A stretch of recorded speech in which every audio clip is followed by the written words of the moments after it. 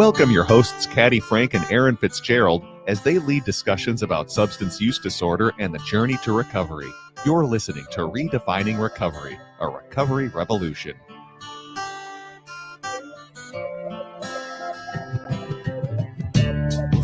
Well, good morning, all. It is a beautiful day in the neighborhood.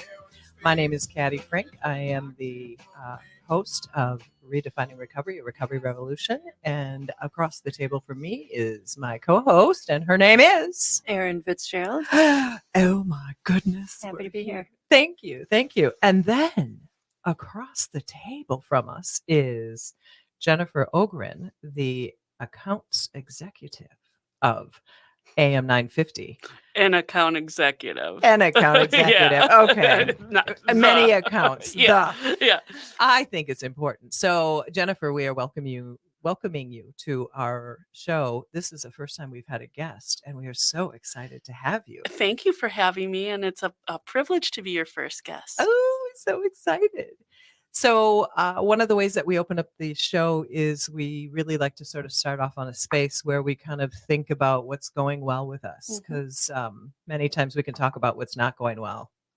But I'm going to ask Miss Erin Fitzgerald, what's right with you today, darling? Surely. What's right with me today is my little fella and I have a picnic date after school/work today. And we're going to fly a kite and go on an adventure and find a gift for his dad's birthday. I love it. He's got it all planned out. It's very exciting. A 4-year-old with an agenda. Man, I just love adventuring with him. It's his favorite. He's got packs and nets and binoculars and whistles. Oh my you fun. lucky woman. Look, I can just see that backpack full of all this stuff. Slingshots and frogs. Yeah, potentially. Yeah. You're 4. It's all there. It's all there. Yeah, that's good. How about you, Caddy? What's right with you? So what's right with me? I Erin made some very funny comment to me this morning. I am a woman who has a very multicultural past and present, and we did Passover dinner last night. And so many people that I have not seen in a while. I mean, I have not seen one of the guests that was there for 10 years. And some of the friends that I saw last night have not seen me since my father passed away in December. So it was really nice to kind of see everybody again. And what's great is that it reminded me that sometimes, COVID broke us all apart, and getting back together has been a challenge, both physically, emotionally, mentally. But last night was good. It was really good. Yeah. So what's right with you, Jennifer? Well, I am Jewish, and last night I was at a fabulous Seder myself, and it was wonderful to be around. It wasn't my family because my parents have passed, and I'm an only child, but I was with someone else's family that is huge. Just tons of people in this family. Like there must have been 40 people there, and it's so wonderful to be around a large functional family. Yeah, and to know right? that that's possible. Oh, that's hilarious. And it felt, like you said, Caddy, it felt really wonderful to be amongst just people are good in general. Connection was good last night. Connection. Yeah. Hence the name of the organization that we work for. Yes. Minnesota Recovery Connection. Oh, that was good, ladies. It's all about connection. It really is. It really is. And that, that really brings us why we have Jennifer at our table today, which is when we're talking about substance use disorder and we're talking about how we communicate with people in different ways and in different spaces. Erin, why don't you talk about how when we first met Jennifer, here when we were like, we just saw all kinds of going off. And it brought us to this conversation today. Really? Yeah, because when we first came here, it was just our initial conversation about getting on the radio and talking about recovery. And you were in the room, and I think we were about 3 sentences in, and I just saw your jaw drop, your eyeballs went wide, and you were like, I know recovery, and I've never known this. Because you have been immersed in a community that you'll tell us about. Yeah.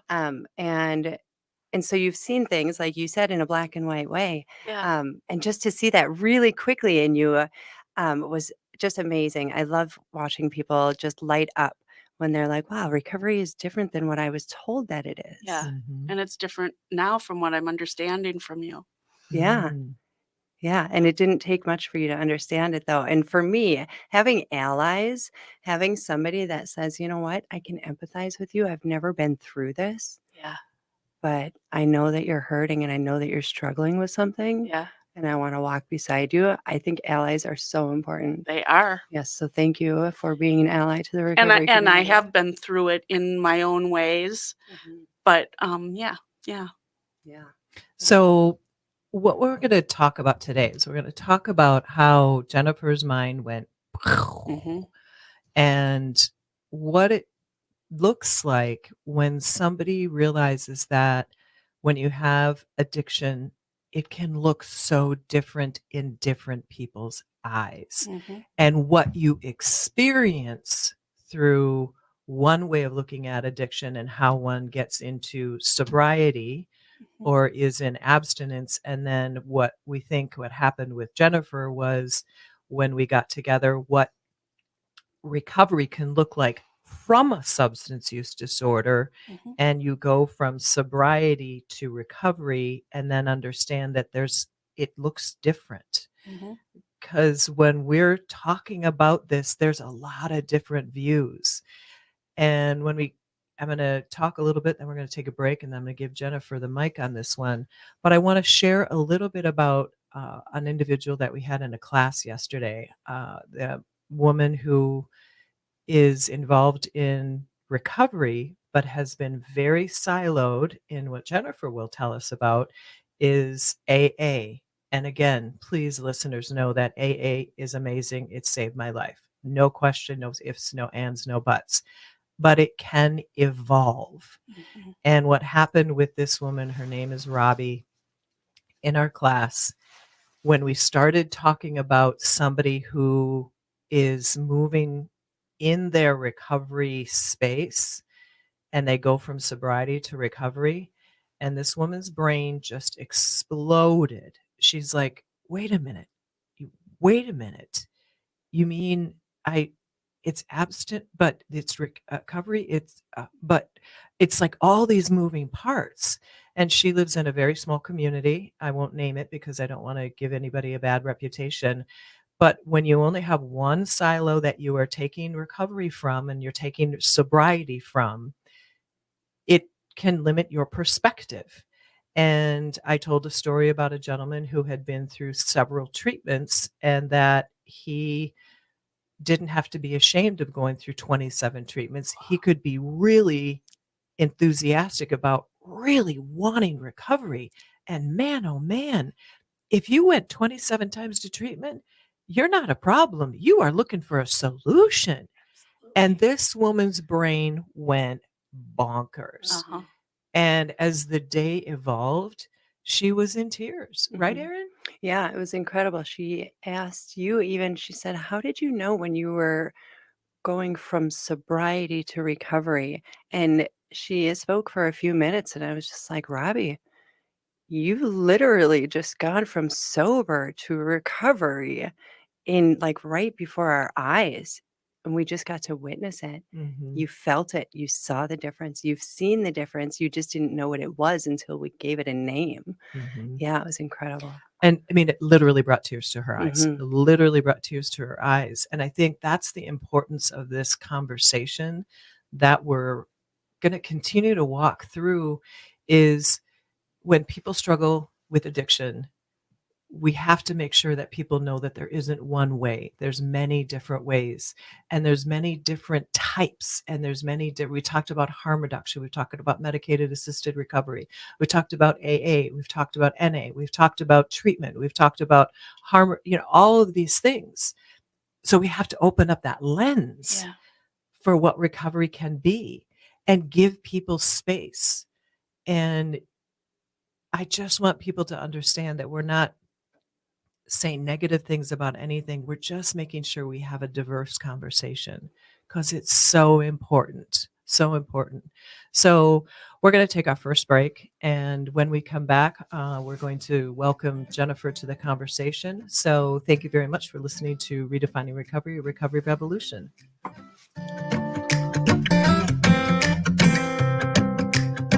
This guitar needs 6 strings, 'cause without it there's no... Get it All out. right. Last show, I had a frog in my throat the whole first segment. I have Oh, only so- sipped on this side of my cup. Would you like a little bit of water? No, thank you, darling. Okay. You okay? I am. And one thing I was gonna. Do we have a 20 second? Yeah. Yeah, you're good. Yep. This is not my typical amount. Like, I don't know how to be quiet in a conversation. I'm a terrible interrupter. Well, so I am too. and I feel myself white knuckling it because I keep wanting to say things like, "Can you?" So am I. I need, I need, from where I'm coming from, I don't know your new vernacular. Like, I don't know the part about sobriety and recovery. Like, and I'll bring that up. Yeah. I think that's a good. Yeah. No, I want you to walk in the way we walked in here and you had your brain explode. Okay. And it did. Yeah. So I'm just going to ask you, like, in that moment, like, what is your background in? 2 alcoholics, and I'm a child. I grew up in the early 70s watching my parents. They were the hip crowd. Mm. They divorced when I was 5.5, and my father moved to Northern California in the Bay Area in Marin County, which at the time was considered the hot tub BMW cocaine capital of the world. Wow. Now, many decades later, it is considered the recovery capital of the world. Excellent. Funny enough. Ah. But I grew up watching my father doing things that most kids don't see their father doing. Mhm. I grew up in drug dealers' houses. They were nice houses, Mhm. but watching adults do things at 2 a.m. that a 6-year-old, 7-year-old shouldn't see. Wow. And anyway, by the grace of God, my parents both figured out that they were not on good paths, Mm. besides not with each other, they individually. And first, my mother found recovery through the 12-step program. Mhm. She, hit rock bottom her rock bottom one day and decided to walk into one of the rooms. And it changed her life Mm. in a positive way. Sure.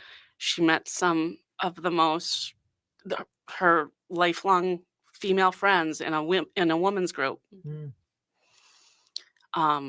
And she, as a kid of divorced parents, I wasn't pushed in any religious direction, any spiritual direction, except for 12 steps. Mm. That's what I was surrounded with, and that's what I heard, and it sounded great. Uh-huh. It made a lot of sense, and people that are in it, like my mom was at the time, start talking it, and it sounds beautiful. Mhm. And what I grew up hearing was, this is the only way. This is how you do this. You either go to AA and follow the simple program, as they call it, Uh-huh. and you abstain from drinking or whatever your drug of choice is, whichever 12-step program you're part of, and things start changing for you, which I saw true. Mhm. But it was very black and white. Mhm. That's why when I first met the two of you and you were talking about recovery in these other ways, I thought, huh? That's foreign to me. Yeah. Wow. And it was foreign to me at one time too. Foreign to me as well. Because you came from 12 steps. Mhm. Did you too, Erin? Mm-hmm. That's all we knew. So as a decade and a half after my mother, my father finally figured out that he needed to get into recovery. Mm-hmm. And he walked into a 12-step room, and till the day he died, he never came out. Mm. And he used to talk it almost ad nauseum. Mm. There are those that take it too far, Mm-hmm. and he was one of them. Mm. to the point where he would drag me to meetings, Mm. which I don't know if that's necessarily appropriate. That's his journey. Right. But it was neat for me to be able to see him collect his chips at times and Mhm. tell his share. So it was, he didn't drag me all that often. It was a couple of times. But and now that he's gone, I wish I could go every day with him. Mhm. But he talked it to the point where it got a little sickening. Define that. What does that mean when it's sickening? When it Preachy. preachy. Okay. And talking it to, my dad was a big talker. He was a salesman. He was a fabulous communicator.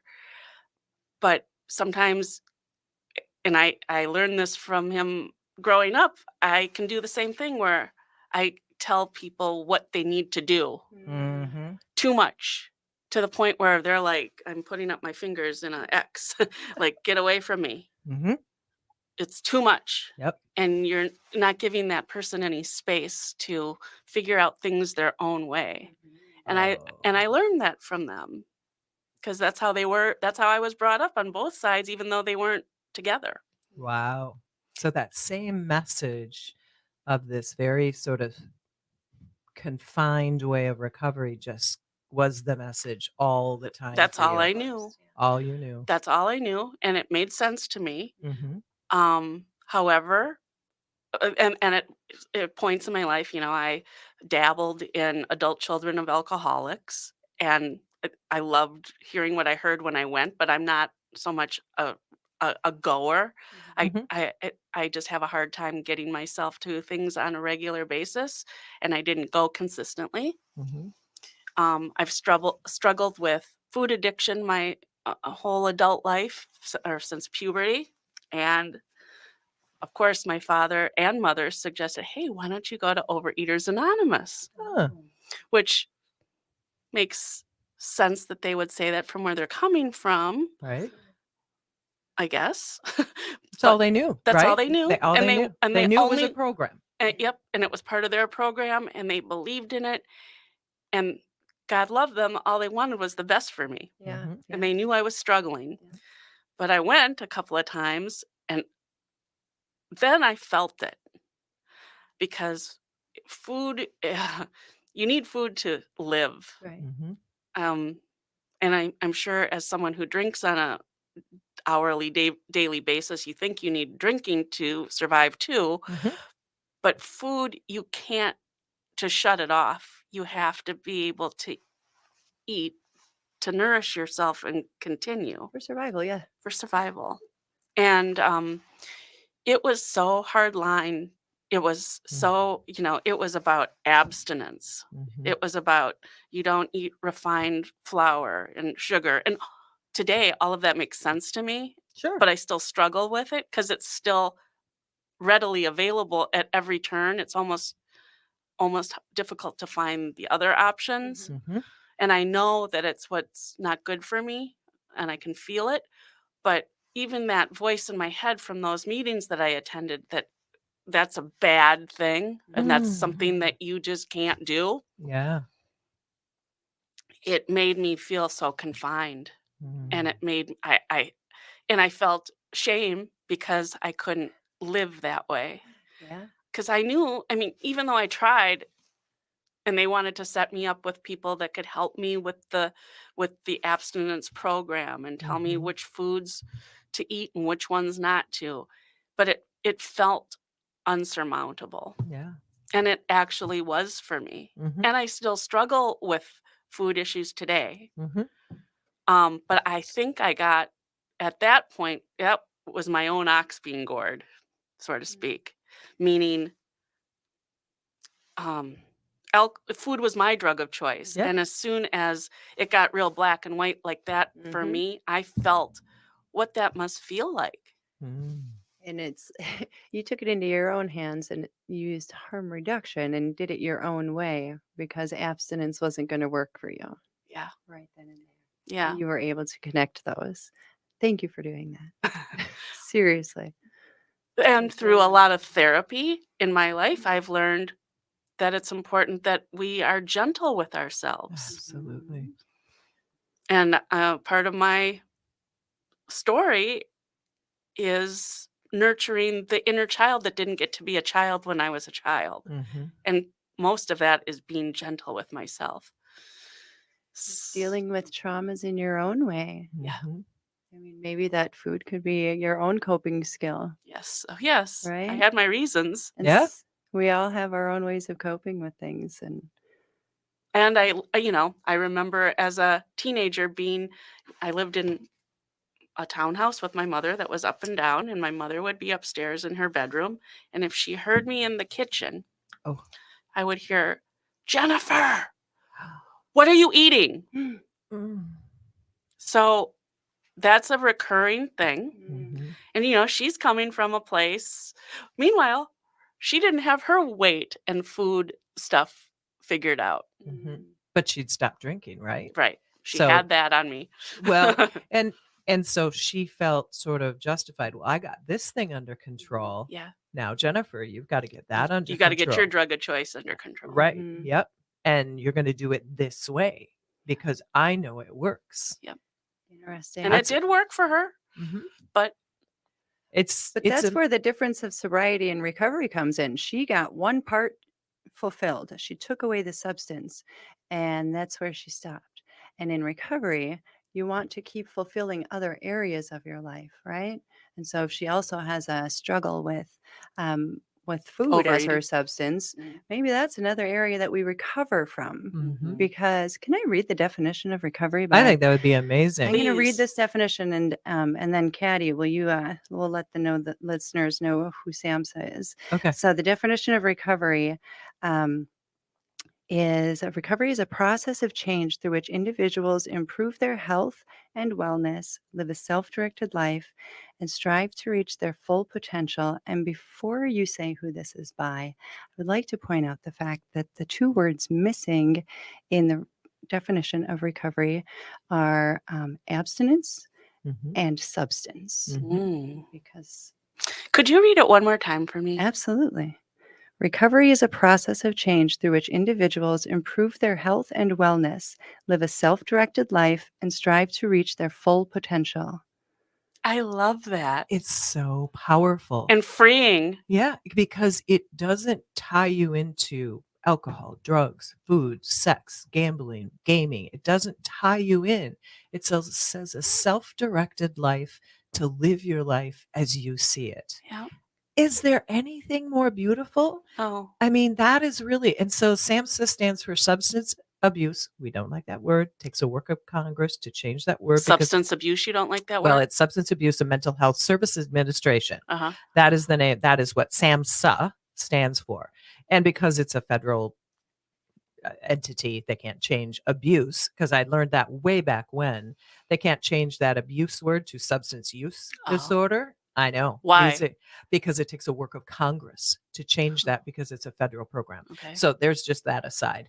Little annoying to me because I have to say substance abuse and everybody goes, Caddy, you just taught us today that you can't say abuse. It's like Yes. that, and we say it in the office Yeah. and people are like, "Ah." Uh-huh. But when we talk about recovery, that's what we're talking about, living your full potential to whatever your substance is. Is it food? Is it anything? Sometimes people are addicted to chaos. Sometimes people are Yes. addicted to drama. They're addicted to all of those things. And what you said, Jennifer, earlier was that you like to try to go in and, I'm going to say, help people. Mm-hmm.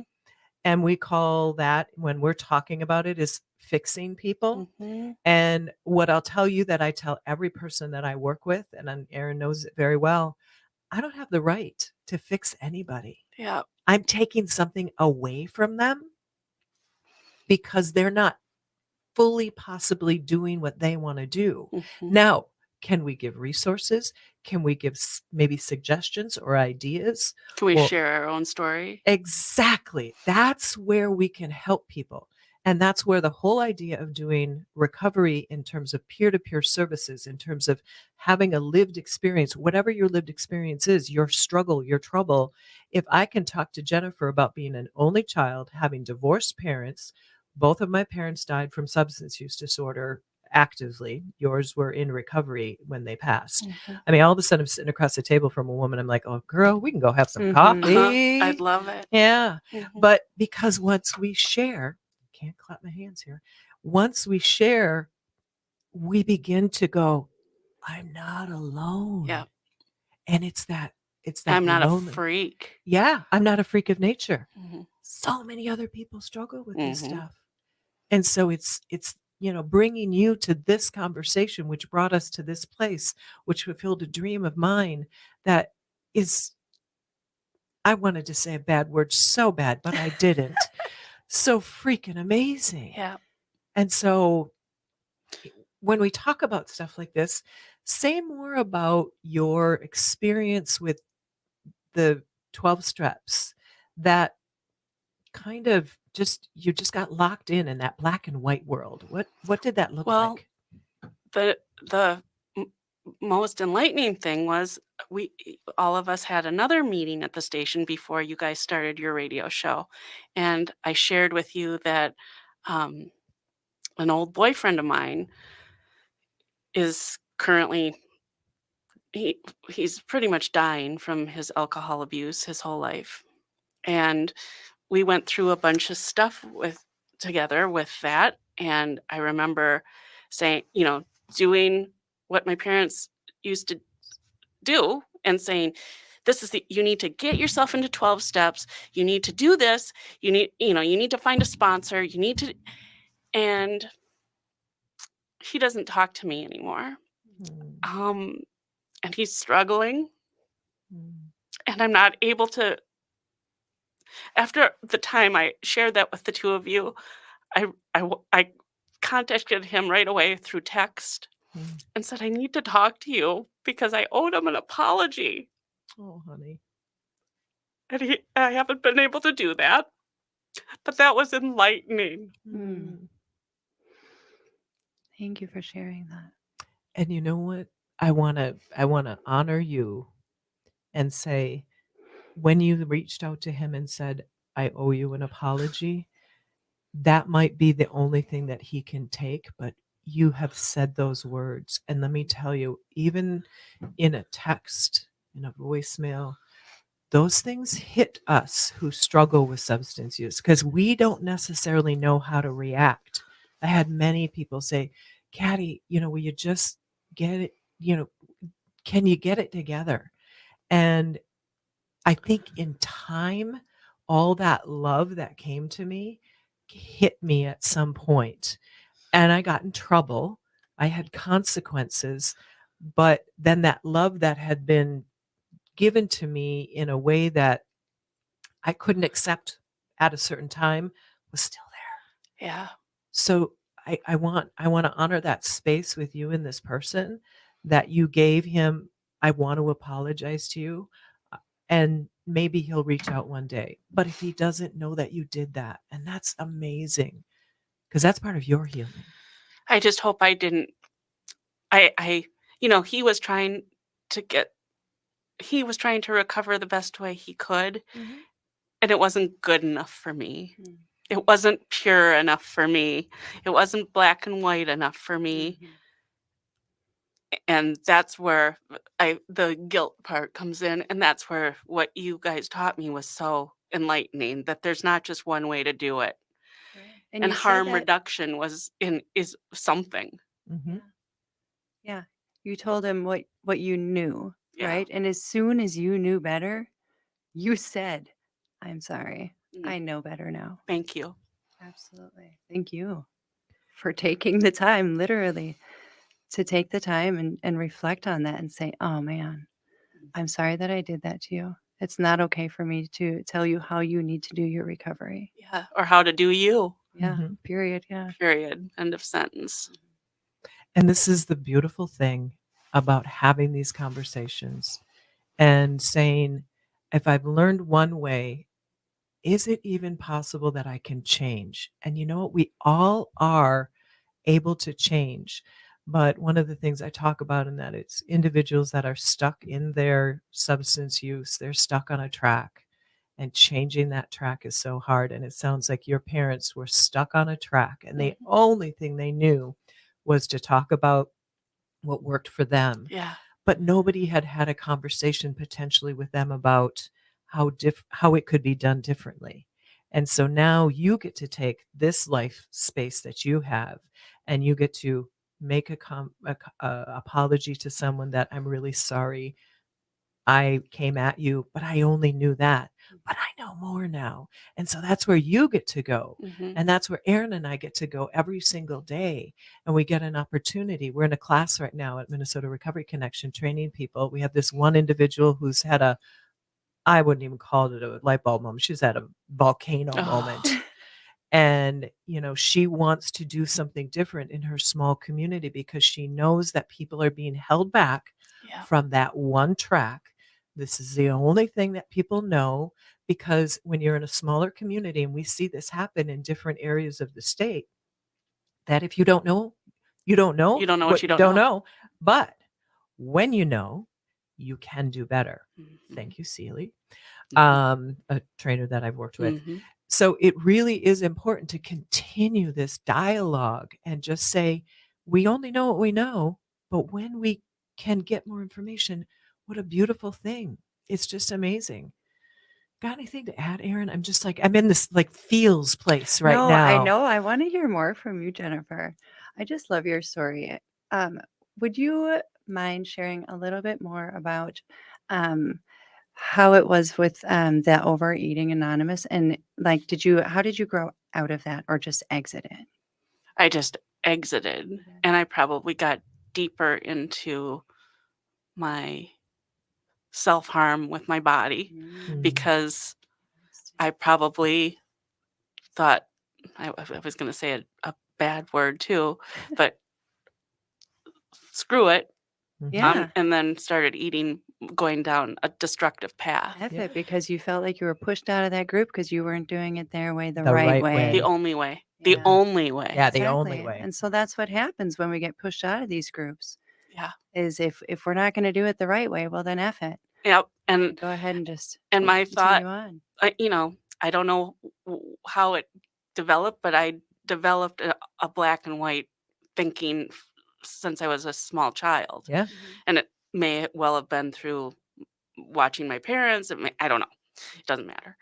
But I am very black and white, and I'm very rigid with myself, too rigid with myself. And that's one part of my life journey now, is trying to be less rigid in all ways. Giving yourself some space Yep. to be different, Yep. to see the gray, Mm-hmm. because the world, there's so many people that see it black and white, Jennifer. Mm-hmm. And the beautiful thing is that there are so many shades of gray. But you know what? I look at this pride flag that's next to us. Yeah. Man, the world is so colorful Yep. and so amazing. Yep. And we need to embrace that, but it's uncomfortable, isn't it? Yes. And then there's some parts of it that are so freeing. Mhm. With that old boyfriend that was such a drinker. I was addicted to that chaos. Yeah.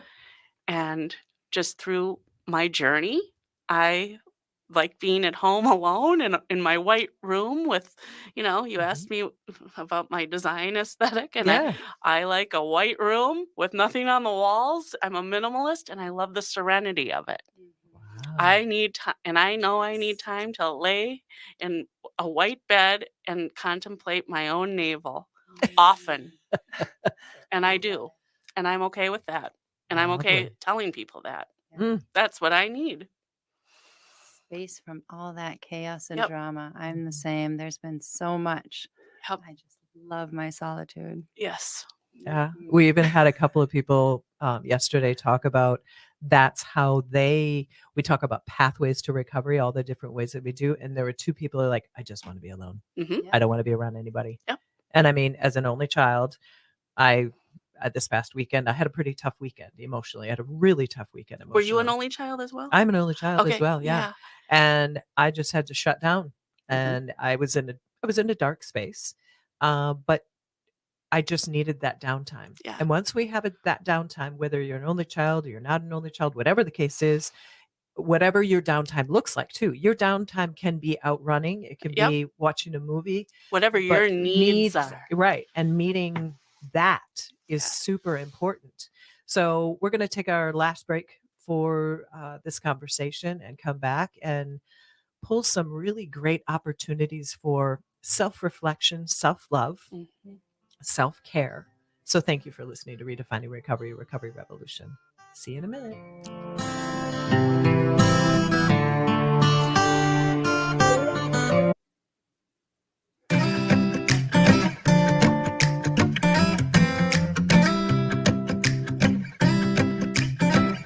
Well, welcome back to Redefining Recovery, a Recovery Revolution. This guitar We are having an needs 6 amazing strings. conversation with Jennifer and Erin and Caddy, and having these spaces of journey, because life is a journey. When we have substance issues, whatever they are, finding that space where we can continue and feel as though we are progressing. And that's hard. That's so hard that we can do different things. So maybe when we talk about this last space is, what are we going to do to take care of ourselves? How does that look? We talk about self-care, but when we're talking about the journey into recovery from whatever you struggle with, there needs to be a concentration on this. It can't just be whimsy. It can't just be, well, I think this is what I'll do. There has to be a focus, I think. And nobody has to do anything. So please don't, yeah, here I am shooting people. Not. But I want people to realize that sometimes you do have to make a point to take care of yourself, because a lot of times we just totally dismiss that. We just say, oh, I'm good. I'm fine. I got 6 hours of sleep last night. I ate just enough today. Or, I went out and played 7 months ago. So Can I tell you from my standpoint, and another woman that was in our class yesterday had said the same thing. Self-care, and I don't know if it's just from a woman's perspective, so if there's a man out there that can relate, it felt so selfish. yes. It was like every time I took the time away from my family or the things that I needed to get done, I was being selfish because I was focusing on me and should be focusing on somebody else or something else. And so for somebody to say, do that self-care, it's going to make you feel better, and then do it and actually see myself, oh, wow, that did take away some of my stress, or like, And then you're better for all of those other areas and people absolutely. that you need to be there for every Mhm. day. Yeah. What's that quote that you say, Caddy? If you, oh heavens to Betsy, what is it? If you Caring, don't get if the you, best if you, essentially, if you, I'll bring it in the next time, damn folks. it. If you don't care for yourself, what's left of you is what your family gets, essentially. Mm. So it's not, if you don't give yourself enough care, then what is given back to the people that you love the most Yeah. is Just what's left of just what's left of you. It's like, it's you like know, a puddle. caregivers deal with that. Mhm. And people in the know tell caregivers, that are caring for someone who's dying or whatever, if you don't take care of yourself, you can't be a caregiver for that Mhm. dying Individual. person. Yeah. Yeah. So what is the space that you take? How do you sit in your white room and you contemplate your navel? Yes. I'm loving that. With my dog, and Mm. I realized that she's my soulmate and my life partner at this Oh, point in my life, and I'm proud of it. wow. What kind of dog? A miniature schnauzer, Oh, and her name is Puppy. her name is Puppy. So do you go Adorable. for walks with Puppy? No, and I should. Don't. Should. You could. I could. Yes, you could. I could, and I need to, and I want to, but I get stuck often. Hmm. That's Talk just, about stuck. maybe it's from so many years of shoulds that I resist Yeah. what I should be doing. I'd And, love- and I know it intellectually. I know intellectually what I should be eating on a daily basis. I know I read it. I read health information. I immerse myself in it. I know what I should be doing for my body. I know how I should be moving it and stretching it and all of that, I know that I should be taking certain medications and supplements every day. And I'm in a space right now that I resist it all. Mm. Interesting. We talk about barriers to our self-care too. Mhm. And oftentimes we are our worst barrier, our biggest barrier. We get in our own way. Yeah. So what are the ways that we can get around How do we get out that, of our own right? way? Yeah. Do we need an accountability partner or a peer, Right. right? Somebody to help us guide us along that. I and think that's all good stuff. absolutely. And I think there can be more than one person who does that for Mhm. people. Mm. I think there's somebody who can go to coffee with a woman across the table and talk to Jennifer Yeah. and share our stories of similarity, which are, we're just like, wow, so many things. Because sometimes you just talking to me talking to you, it's like, It all comes together. yeah. I, and just it's like, hearing myself talk about it mhm, and then having you look at me and say to me, "Oh, me too. yeah," Yeah. or "Oh, how does that feel?" Or Yeah. it really all kind of comes together then. And I want to challenge every human being in the world that says they should do something. Please change it. Could you? Just Yeah. could you? Yeah. Could you go for a walk with Puppy? Yeah. You could. I You w- may not, Uh-huh. but you could. Not that you should. I've just had another breakthrough with you guys. Mm. Oh, I mean, you've taken the shoulds away, and I've lived in Yay. should for 56 years. Man, I give you the freedom to could your life away. Mhm. Could how you do empowering. something? Thank you. Oh, sister, thank you. Mhm. I mean, y'all, you got to watch the video on We have this one. goosebumps. Does everybody have We are in goosebumps? a moment here of really, when we talk about how hard life can be, this is what it's about, is having conversations with Yeah. people, having meaningful moments, Yep. having shared experiences. And then guess what? We're all so freaking different in the world. We are in totally different spaces. But man, when you sit down and have a conversation with someone, the power Uh-huh. of conversation. And we went through 3-4 years of not being able to talk to people. Yeah. And I think there is an awakening that can happen. Face to face. Oh, hello. Even, and Zoom doesn't cut it. I do a lot of, as an account executive here at AM 950, I do a lot of, since the pandemic, Zoom meetings. But I know the times when I get out into the world and I should it, oh, okay, I'll do a face-to-face meeting. But once I do, I'm so thrilled I did. Mhm. It's such a different interaction. Yeah. Well, there was, it's so funny you say that. Last Thursday, I think it was, we had an event that we were going to the Bryant Lake Bowl to meet with the Pride community. Mm. They were having an alumni bowling night. And at Minnesota Recovery Connection Pride, we've always been sort of connected, but we're trying to just kind of massage that a little bit more, Great. working with their alumni folks. And almost everybody there was like, I really didn't want to come. I'm so tired. It's Mhm. so, and then Sarah coworker, Alicia coworker, John coworker, and then even the woman who set this up, she's like, I'm so glad I came. I I know. really, this is great. And we're all laughing and bowling and eating. That's like with that Seder last night. It was, I Mhm. had to be there at 5:30. I had to push myself to go. Oh. But when I got there and when I was leaving, I was so glad I did it. Outside that comfort zone. And then Oh, Erin has yes. a picnic date with her son Yes. tonight. That's just so Love 'em. exciting. He's such a little So cutie. exciting. Mhm. Well, we've got like a little bit left of time, and Erin's going to take us out. But I just want to thank you, Jennifer. This has really been an important conversation. And when we can talk and when we can meet and we can see somebody's emotion and we can feel one another's energies, it makes a difference. And I thank you for having me. And anytime I am in your presence, I feel changed afterwards. So this has been great. Again, thank you. Thank you so much for being here. Literally, your face is just so bright and I just adore your smile. I love having conversations with you. Thank you for being here. Folks, please check us out on all of your favorite streaming platforms at minnesotarecovery.org. And you send us an email at podcast@minnesotarecovery.org. Thanks for listening. Have a wonderful, wonderful day.